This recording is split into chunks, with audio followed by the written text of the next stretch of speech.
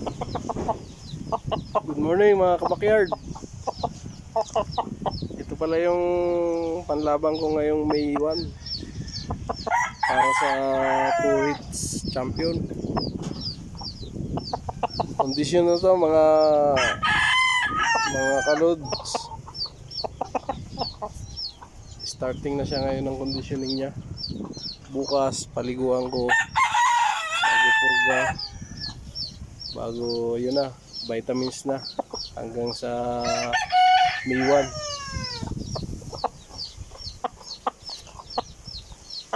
Ito pala yung isa rin sa mga mga palahi ko, mga lods.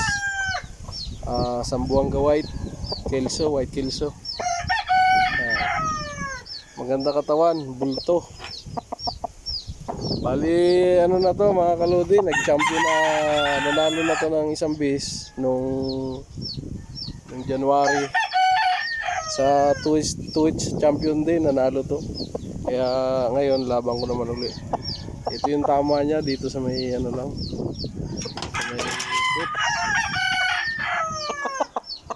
may sana pala rin manalo uli. Ito lang yun sa mga backyard, mga load, mga palahi ng mga maliliit na manukan. Yun lang yung natin. Pero sumasabay din naman sa mga mga malalakihang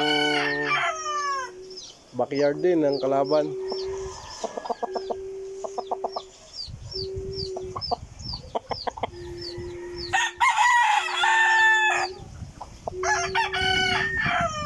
Ang kasama nito mga lod, yung gold ko na 2 years old. Ready to fight na rin yun. Sabay silang conditioning ko.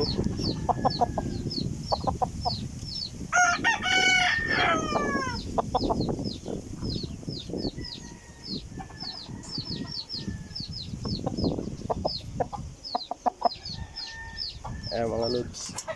Marami na palahi ako nito dito sa backyard ko. Ngayon medyo na marami na silang napalahi, kaya ibala kong ilaban uli. Baka sakaling manalo. Ito lang yung yung mga simpleng ko pagka walang pasok sa trabaho. Dito ako sa manukan ko mga kalodi.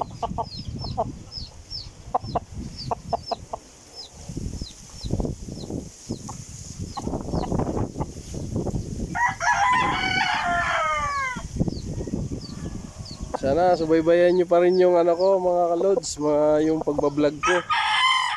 Malaking suporta na rin sa akin yun kahit pa paano. Maraming salamat nga pala sa mga nanood. At marami pa rin akong mga simpleng tutorial na pang backyard lang na hindi kayang bumili ng mga mamahaling gamot, pero may simpleng paraan lang na pwede palang